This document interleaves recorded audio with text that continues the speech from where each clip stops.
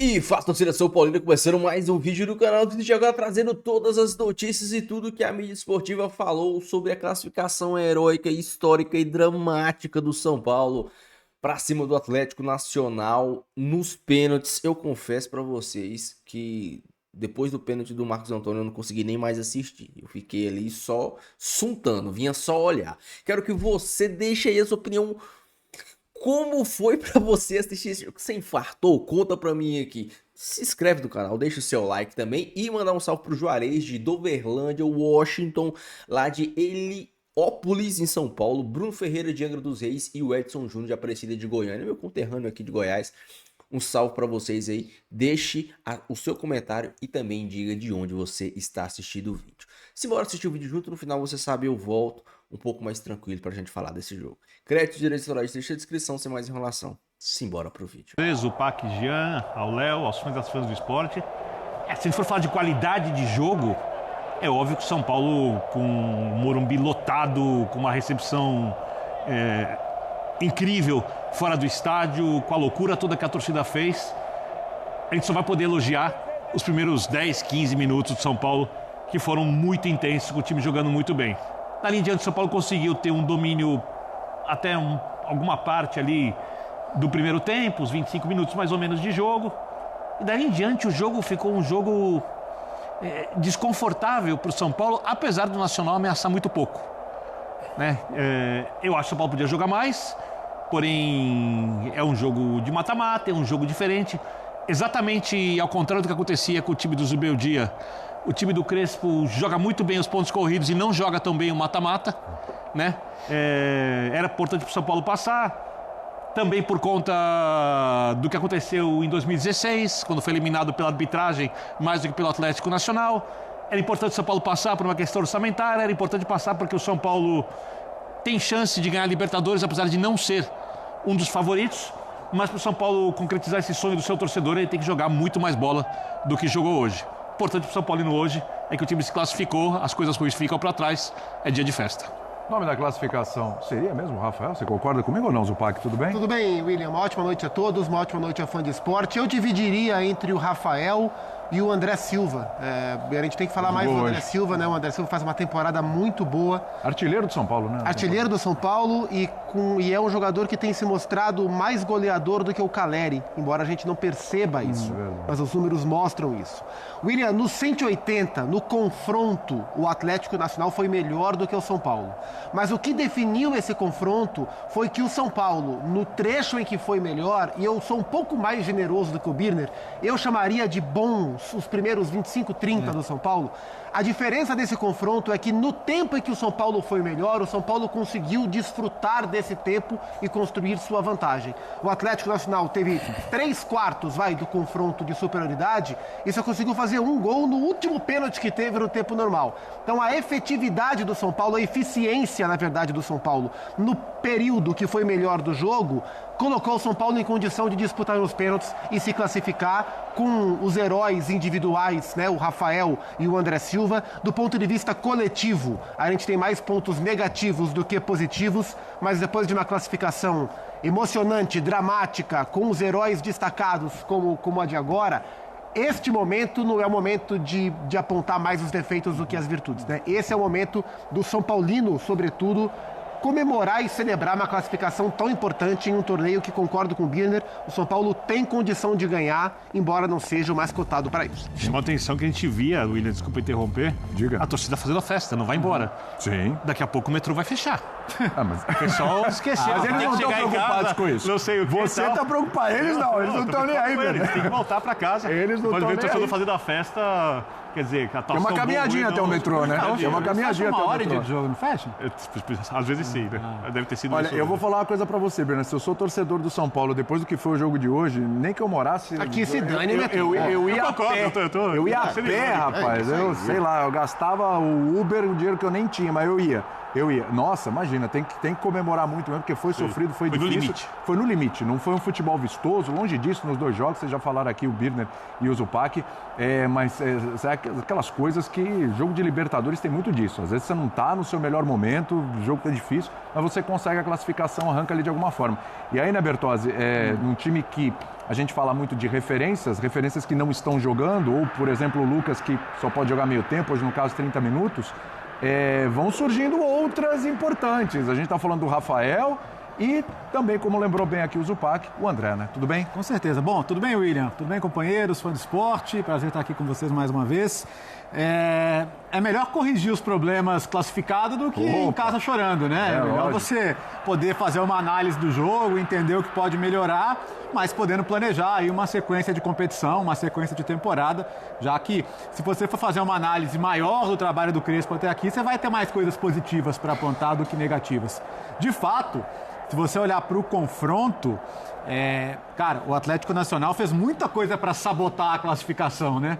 Dos pênaltis perdidos até a expulsão do Cardona hoje, no momento em que era para o Morumbi estar gelado depois de tomar o gol e 11 contra 11, ele talvez ficasse mais difícil, né? Mas a expulsão ali, ela deixa tudo mais favorável ao São Paulo, embora o time não tenha conseguido fazer ali o segundo gol. Queria colocar mais um personagem na conversa. Manda aí. O Marcos Antônio. E que bom que o São Paulo classificou, porque não seria legal, claro que nunca é justo com ninguém ser o cara que perdeu o pênalti.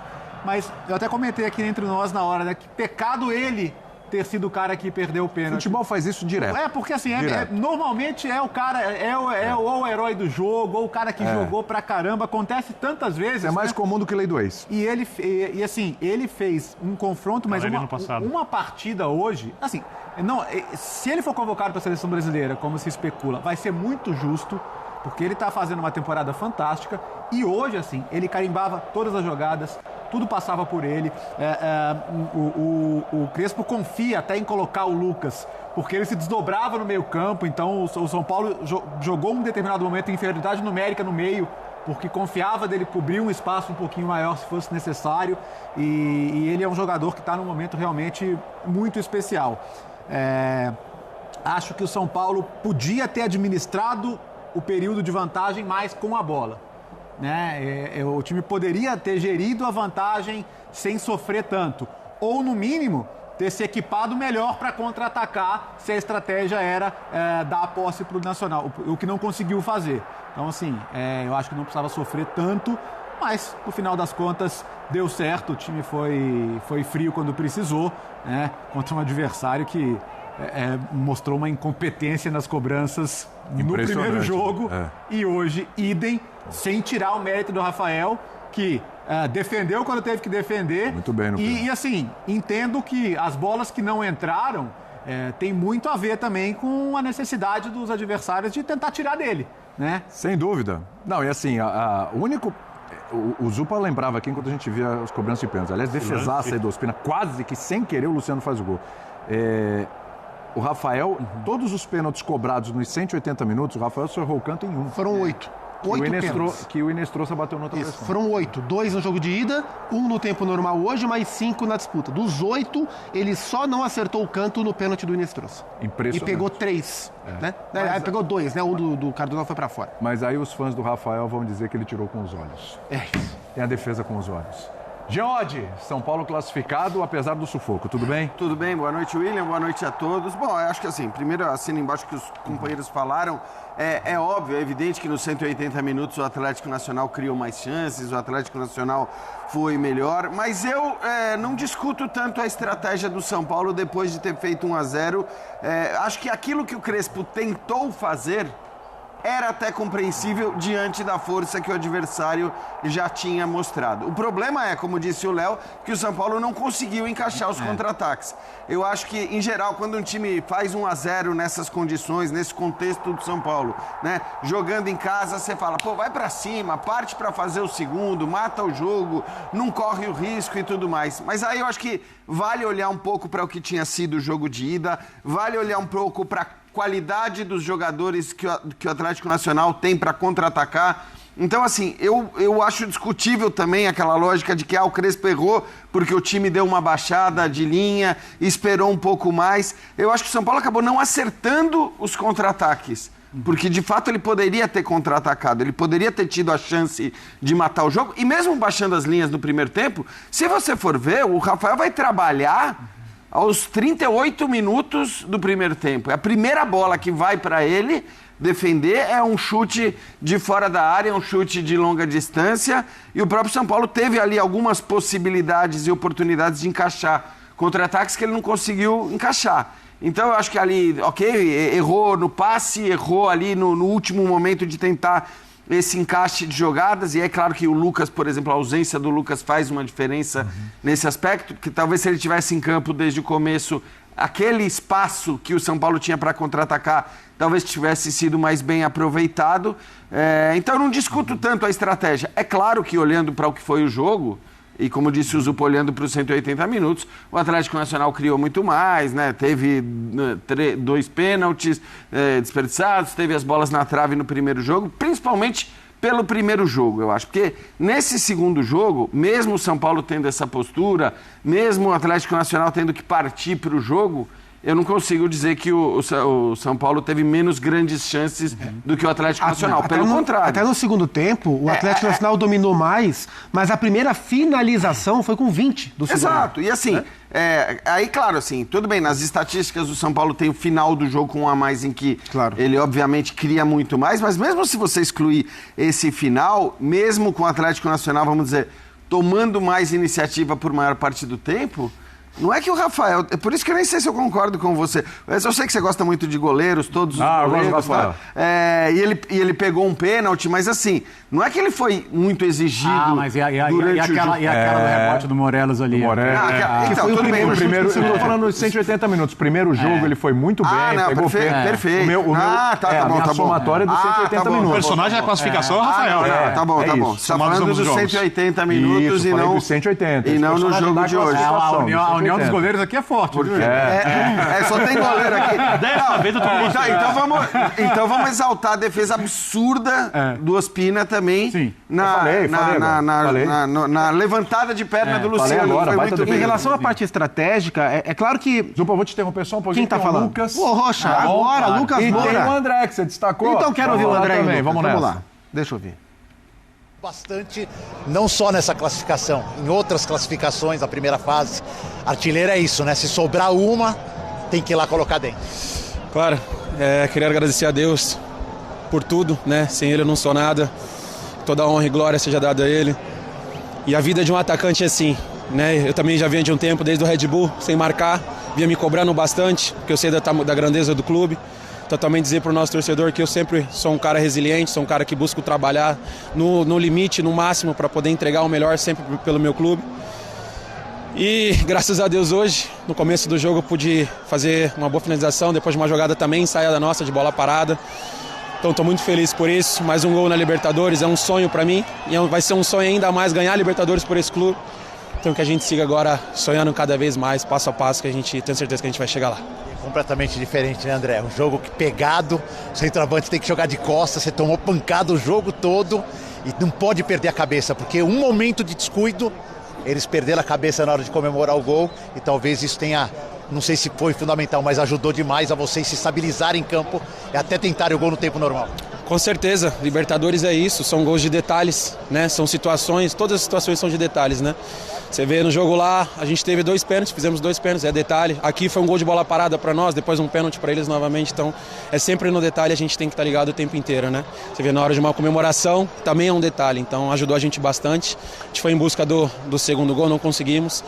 Mas também parabenizar o trabalho dos meus companheiros também na cobrança de pênalti, parabenizar o nosso goleiro, Rafael, que foi muito bem nos penaltis, quem bateu também, agradecer o apoio do nosso torcedor nessa noite maravilhosa e peço a Deus mais noites como essa de Libertadores aqui no Morumbi.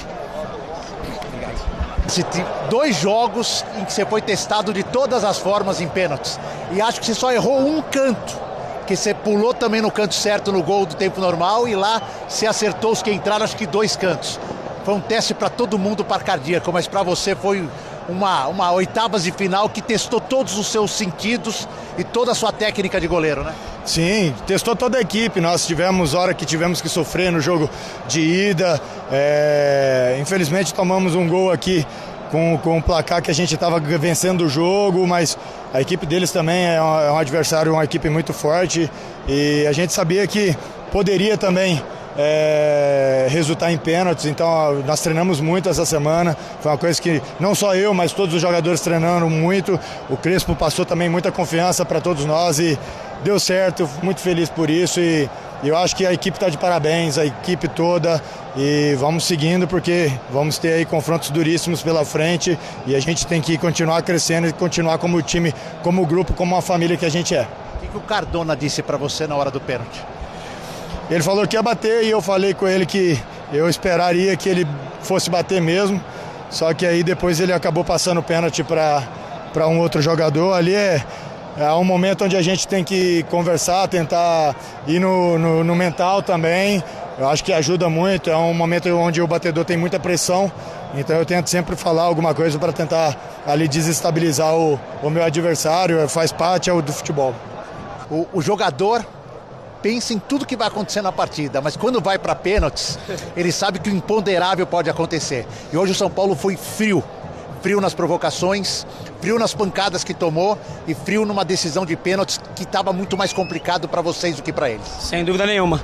Eu acredito que quando vai para os pênaltis, quando a gente está jogando em casa, por incrível que pareça, a pressão acaba sendo maior para nós, né? Porque tá todo mundo na expectativa para a gente fazer, então essa responsabilidade aumenta muito. Mas eu acho que o time mostrou muita maturidade hoje. Muita maturidade depois que a gente tomou o gol, a gente pressionou.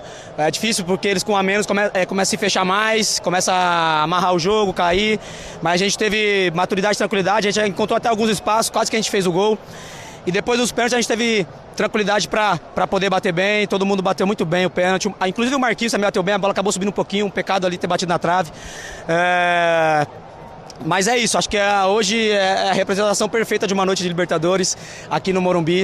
Torcida fazendo uma festa incrível, o time classificando e a gente ganha muita força. Agora é seguir em frente, trabalhar, pé no chão, né? Falta muita coisa ainda, mas isso fortalece bastante a gente. Qual é o sentimento de já estar entre os 8 melhores da América? Sentimento maravilhoso, né? Sentimento incrível de poder jogar essa competição, jogar pelo São Paulo e classificar. Agora é ter tranquilidade, preparar bem, não sei quando que é as quartas, tem um mês ainda, então se preparar. Aqui no Brasil não dá muito para comemorar, né? Porque domingo já tem outra batalha, já tem um jogo difícil aí, aqui em casa de novo. Mas é para valorizar essa classificação, porque não é fácil. E agora é recuperar todo mundo, acho que a gente tem muita força, acredito muito nesse grupo. Pezinho no chão, trabalhar bastante para que a gente possa alcançar nosso objetivo. Obrigado. Muito bem. Zupa, você estava falando aí quando eu te interrompi. Eu não, foi o Lucas, o Rafa e o André que te interromperam aí. Não, só do ponto de vista estratégico, natural que o São Paulino, sobretudo, talvez fale, mas precisava recuar tanto depois do gol, mas a gente não pode desconsiderar que o Atlético Nacional foi pro jogo também, né? O São Paulo enfrentou um time muito qualificado, né? Um time que estava ali no grupo da morte com o Inter e Bahia e que deixou o Bahia para trás. Então, assim, depois de um começo muito forte do São Paulo, encontrando muito espaço para jogar, especialmente do lado esquerdo do ataque, lado de marcação do Roman, lateral direito do Atlético Nacional, e o André Silva caindo muito por lá, movimentando muito para achar esse espaço, e dali o São Paulo construindo bastante, o Atlético Nacional entrou no jogo e também empurrou o São Paulo para trás, né? Então o São Paulo teve dificuldade para frear o jogo do Atlético Nacional. Eu acho que o que o São Paulo teve de interessante durante quase os 90 minutos, mesmo no período em que o time colombiano tomou conta do jogo, foi a solidez da linha defensiva, da linha de 5. Né? E esse, para mim, acho que além do crescimento individual do Marcos Antônio, do Bobadilla, mas a solidez dessa linha de 5 defensiva do São Paulo nas mãos do Hernan Crespo tem sido notável, e hoje eles marcaram muito bem. O Atlético Nacional controlou o meio, mas teve dificuldade de penetrar na área do São Paulo. Quando entrou, o Rafael trabalhou, e quando entrou, teve o lance do pênalti, que foi pênalti do Enzo Dias. Mas acho que assim, o São Paulo enfrentou um adversário qualificado. Teve dificuldade contra um time que tinha condições de eliminar o São Paulo. Era um confronto pau a pau. Eu acho que o São Paulo, tirando o confronto brasileiro, né, Flamengo Internacional, mas aí dos times brasileiros, o São Paulo é quem teve o adversário mais difícil. Concordo. Mais difícil que a LDU. Que a LDU tem altitude. Exatamente. Mas tecnicamente... O próprio Fortaleza eliminado pelo Vélez, Atlético Nacional é melhor que o Vélez. Sim. E a Libertadores é um campeonato que não obrigatoriamente o melhor time vai vencer, seja o campeonato, seja os duelos. É um campeonato que tem como característica marcante permitir que, como disse o André Silva muito bem, o time que aproveita melhor os detalhes passa. E o São Paulo aproveitou melhor os detalhes do confronto. E por isso passou.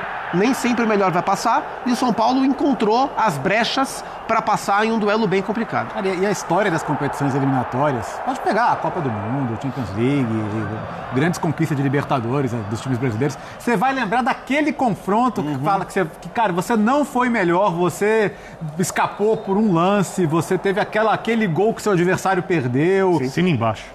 Teve aquele confronto que não era pra passar, mas passou. E isso às vezes muda a história, né? Muda a história. Não, e às vezes, mesmo que você... Porque também a gente tem a máxima de dizer, mas pra ganhar, pra passar, pra continuar, vai ter que jogar muito mais. Às vezes não. Sim. Pois é. Às vezes não. O Boca chegou na final contra o Fluminense sem ganhar um jogo sequer. É óbvio que você tem que trabalhar pra evoluir, pra jogar mais, e até porque, assim, sei lá, se for o Botafogo, é um adversário ainda mais duro nas quartas de final e tudo mais. Mas assim, essa lógica também de que isso vale muito pra pontos corridos. Esse negócio de que, se quiser ganhar o campeonato, vai ter que jogar muito mais, vai ter que evoluir. Não, às vezes não. Às vezes você se acerta em determinado... Mas, claro, o ideal é você evoluir para você aumentar as suas possibilidades.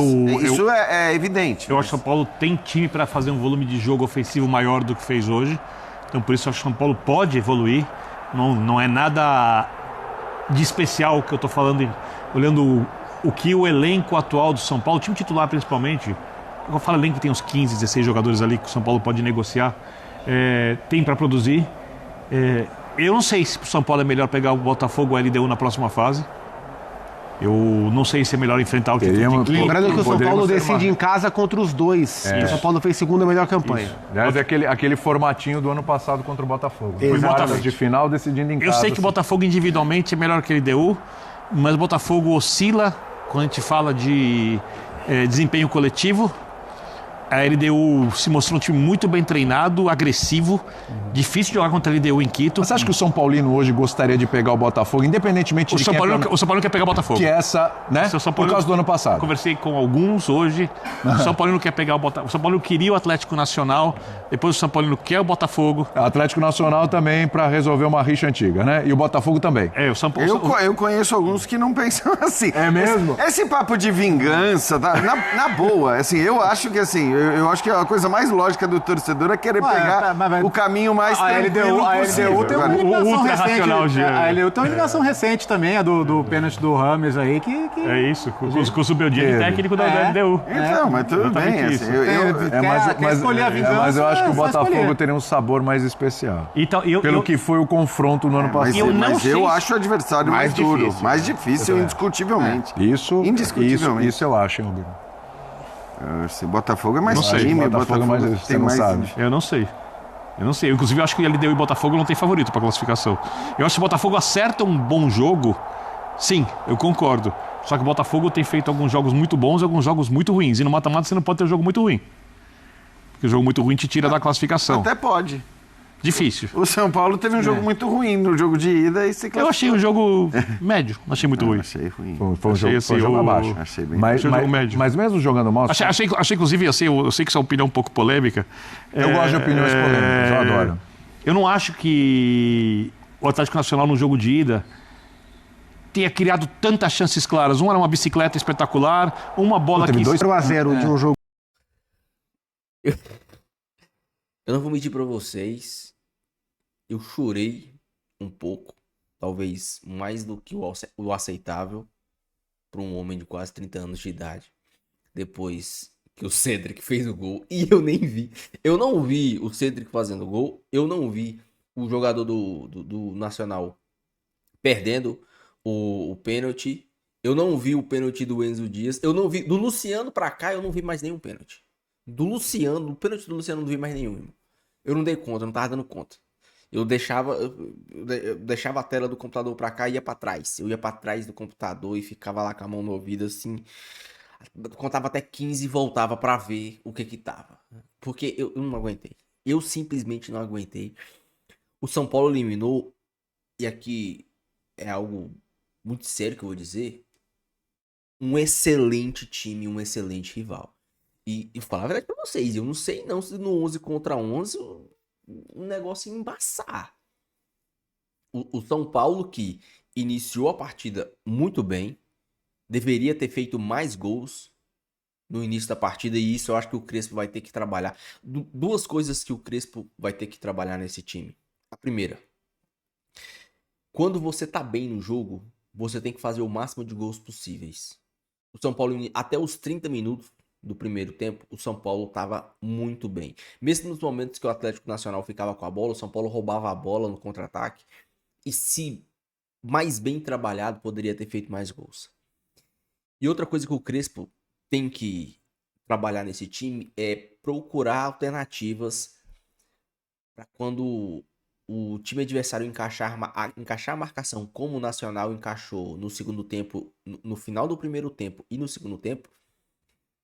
O São Paulo tem que ter alternativa. O São Paulo não pode ficar refém de uma marcação encaixada do adversário e você ficar sem saída de bola, você ficar sem agredir o adversário. O São Paulo agrediu muito pouco o Nacional no segundo tempo.